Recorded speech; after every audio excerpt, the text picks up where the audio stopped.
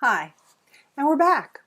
We were talking about attitude, behavior, consistency, and the question for today is, what happens when there is an inconsistency? So, an inconsistency between your attitude and your behavior. Take out that little handout, the one about attitudes and behaviors. On one side is an attitude survey, and on the other side is a behavior survey. So, on the one side, it asked you if you agree that students will get more out of the lecture if they've read the assigned readings. But then when you turn it over, are you one of those people who always read the assigned readings? And if you're not, what are you feeling in this moment? Or obeying the speed limit is a good thing? Do you always obey the speed limit? Homelessness is a serious problem. Have you personally done anything to help with that problem? Engaging in regular physical exercise promotes good health, and you take the time to engage in regular physical exercise. Spending time in the internet is not productive. Did you agree with that? And do you never waste time on the internet? And finally, do you support the Red Cross and the good work they do for disaster relief? And have you personally given blood to the Red Cross in the last year? Well, you get the picture here. I'm not sure if I got you on all 6 of these, but I suspect for 1 or 2, you recognized that there was an inconsistency between your attitude and your behavior. And that clash, what does that feel like? Can you describe it? Is it a good feeling? A not so good feeling? Do you feel kind of guilty? Do you feel a little bit embarrassed? Do you feel it as that awful feeling in the pit of your stomach? Well, social psychologists call that feeling, you guessed it, cognitive dissonance. And that's the topic of the day, cognitive dissonance theory. And we can think of this as a theory of rationalizing behavior to make it seem more consistent with an attitude. The example in the book was that there was a cult who believed that there was an alien spaceship behind the comet. They bought a telescope, a very fancy telescope. They couldn't see the alien spaceship behind the comet, so they concluded that the telescope must be defective. That is, they were so committed to their belief that there indeed was a spaceship that they couldn't even believe their eyes. And they returned the telescope. So this is a theory that Leon Festinger put out in 1957. It's a classic in social psychology. And we can think of this as a theory of rationalizing behavior. And Festinger claimed that humans are motivated not so much to be right or to be logical, but to believe that we are right, believe that we are logical. And much of the time the two co-occur and we're all good. But the fun begins when those two things clash. And so he had a number of postulates, and he claimed that people are motivated to achieve consistency, a consistency between their attitudes and their behaviors, or between various attitudes, and that two cognitions are inconsistent when the opposite of one follows from the other. And when there is an inconsistency, the person experiences a state of dissonance. And he claimed that this cognitive dissonance, this state of dissonance, is an arousal state. It's unpleasant. It feels a little on edge, edgy, unnerving. So it's an arousal state, much like hunger or thirst. So for example, when you're hungry, you're motivated to eat something. When you're thirsty, you're motivated to get something to drink to slake that thirst. And the same thing for dissonance. It's an aversive state, meaning it's not a pleasant state, and it motivates us to do something to reduce the dissonance. And the easiest way to reduce the dissonance is to do something to regain consistency. So we can take an example. We all know that smoking is not good for you, for us, that eating unhealthy foods in unhealthy ways is not good for us, and we also know that not engaging in regular physical exercise is not so great for us either. But suppose occasionally you smoke, you don't always eat the best things, and you don't exercise. So the logical conclusion here is you're a bad person, or you're at least not taking good care of yourself. And that's the logical conclusion, but that makes you feel bad. And so that's where the dissonance comes in. And so we have to do something to reduce the dissonance. Now, Elliot Aronson, our textbook author, came along and he made a little critique. I would actually call it a tweak, or a critique tweak. And his claim was that it's not just any old inconsistency. In fact, we can live with some inconsistencies, but he claimed it was an inconsistency between a behavior and one's self-concept. That is, anything that threatened our self-image of ourselves as a good person, a reasonable person, a moral person. That's what would particularly be likely to cause us dissonance. So if we think we're a reasonable person and somehow we're proven to be irrational, that will cause dissonance. If we think of ourselves as a moral person, but we've acted immorally, that will cause dissonance. If we think we're a smart person and we do something a little stupid, that will cause dissonance.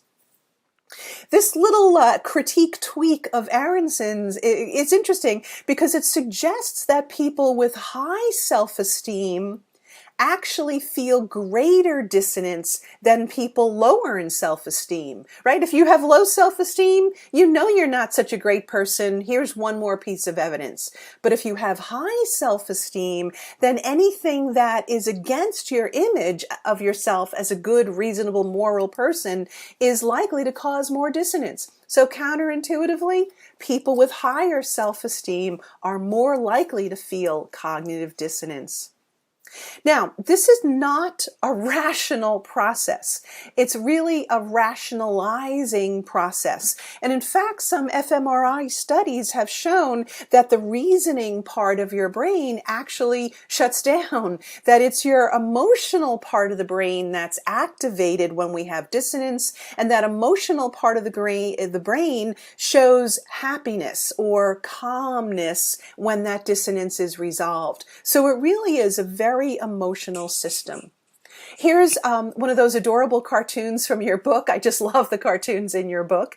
And there are 3 basic ways of reducing dissonance. You can change your behavior, change your cognition, or add a new cognition. So these are 3 ways. So it starts up here. You're a reasonably happy, content person with a good amount of self-esteem. And then you do something that goes against the self-image of yourself, something stupid, immoral, or foolish. So here you are smoking, even though the Surgeon General has determined that smoking is hazardous to your health. And that lets you experience dissonance. And you can see she's not happy. That's dissonance up there. You experience dissonance, an unpleasant arousal state that motivates you to do something to reduce it. And the question is how? So one thing you could do is you could change your behavior. You could quit smoking. Yeah, that's not so easy. A second thing you could do is you could change one of your cognitions. Oh, really, cigarettes don't cause cancer. So that'd be changing the cognitions. Or you could add consonant cognitions. Yeah, I know cigarettes are bad, but they relax me, and right now I'm very stressed, so I need to relax. So successfully doing any of these 3 things will reduce your dissonance, and you're a happy camper once again. So 3 basic ways of reducing dissonance. Now, this is the basic part of cognitive dissonance, but researchers have discovered, we are so very clever when it comes to reducing dissonance. There's more than 3 ways. In fact, we can take a look at 9 different ways of reducing cognitive dissonance. So you have these first three: changing one of the dissonant cognitions, adding cognitions to overpower the dissonant one, or changing your behavior. To that, we can also add adding cognitions to affirm the self. That is, focus on how good a person you are in other ways. So for example, let's stick with the example of smoking because it's a great example here. So yeah, you smoke. Smoking is bad. That causes dissonance. Maybe you say to yourself, but hey, I'm a great dancer. I dance with nightclub. Or maybe you say to yourself, I help others. I'm a great friend. Or maybe you say to others, I work with little kids. I'm a great coach. So that would be adding cognitions to affirm the self. You're focusing on how good a person you are in other ways, and therefore this one little inconsistent way doesn't seem so bad. A fifth way of reducing dissonance is to alter the importance of discrepant cognitions. So, okay, I smoke, smoking is bad for you. Maybe you say to yourself, well, so what? I'm not breaking the law. I'm not breaking the law. I'm only smoking. So you're changing how important those dissonant cognitions are. Tell me you haven't heard these from people who smoke and recognize the inconsistency.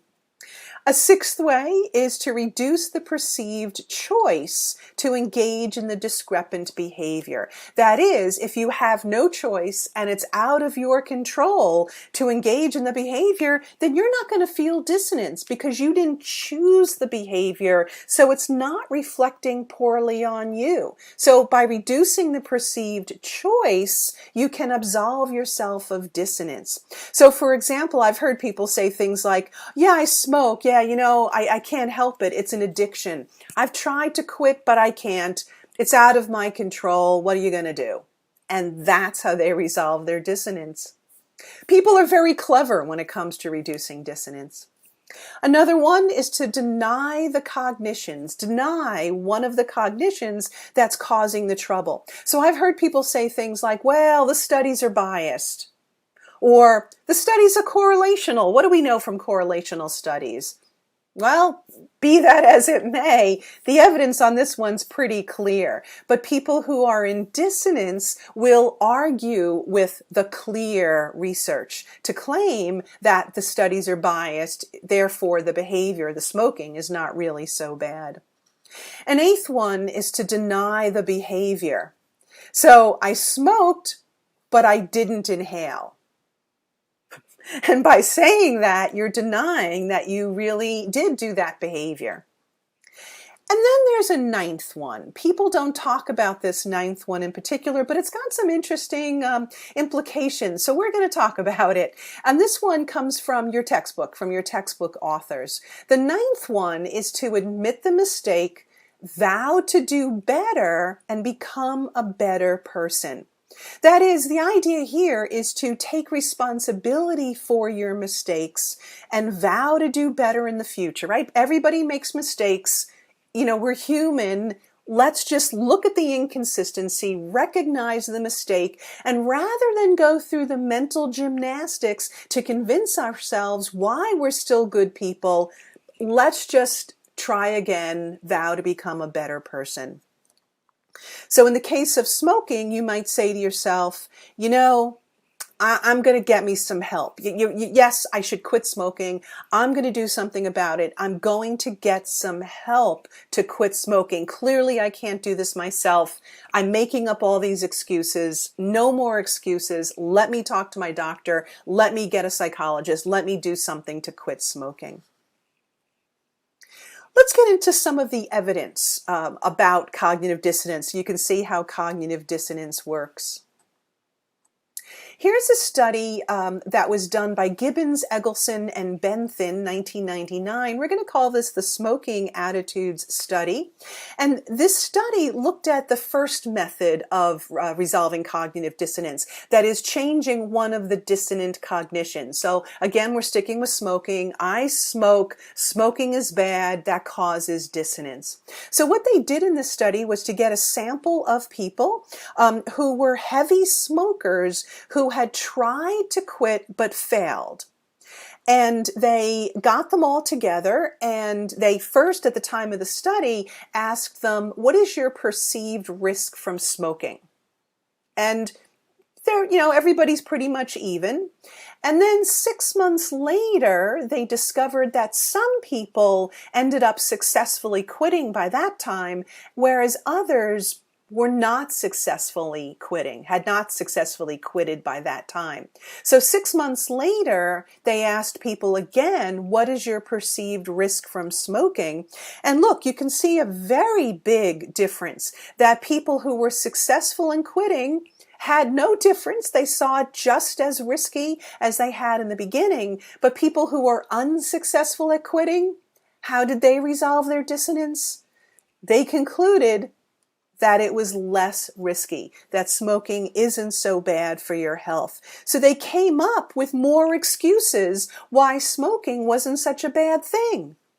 That's the dissonance. Now, this dissonance reduction process is mostly unconscious. It's an unconscious process. So really, this is a social psychological defense mechanism. So like any other defense mechanism, it's not necessarily rational. It's our way of dealing with stress. It's, like I said earlier, a rationalizing process, not a rational process. And we really are not even aware of how good we are at reducing dissonance. And it happens outside of our awareness, and it happens very quick. For example, when we imagine a bad event happening, we tend to show what's called an impact bias. We overestimate how bad it's going to be and how long this negative event will impact them. But in reality, because of dissonance reduction, we'll actually end up making the most out of a bad situation. We might call that the psychology of inevitability, but people have done studies, and if you think about things that seem very bad at the time, like losing a job, breaking up with a loved one, or not getting into a grad school, being forced to take classes online. According to cognitive dissonance, with time, these will not seem so bad. We've convinced ourselves that it's okay, and we've gotten past the dissonance. Oh, okay, maybe not for those classes online. Festinger wanted to work out how much dissonance we feel. And he figured that the total dissonance we feel is a weighted proportion. And this is meant to look like an equation, because in 1957, when Festinger wrote about all this, he was really couching it in this uber scientific language of like physics or something. So really what this little equation, this fraction, boils down to is the number of discrepant cognitions over your total number of cognitions.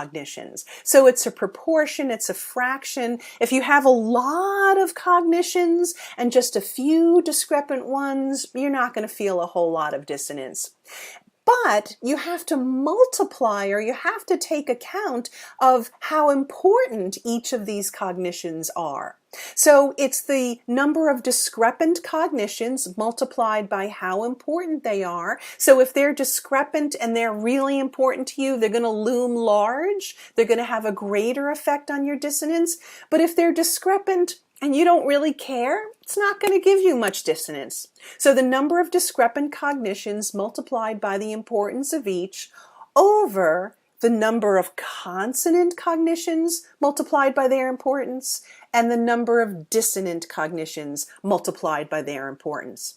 So the number of consonant and the number of dissonant together is your total. So it's your total cognitions multiplied by how important they are, and that's the denominator, and the number of discrepant multiplied by importance is the numerator. So by thinking of it like a fraction, you can increase the denominator, and that decreases the dissonance. You can increase the numerator, and that increases the dissonance, or in that case. And so that's really what Festinger is getting at. So the amount of dissonance we feel depends on how important the dissonance is and how many dissonant cognitions there are compared to the total cognitions. The more important And the more the number of inconsistencies, the more dissonance we'll feel. The more dissonance you feel, the more pressure on us to reduce that dissonance.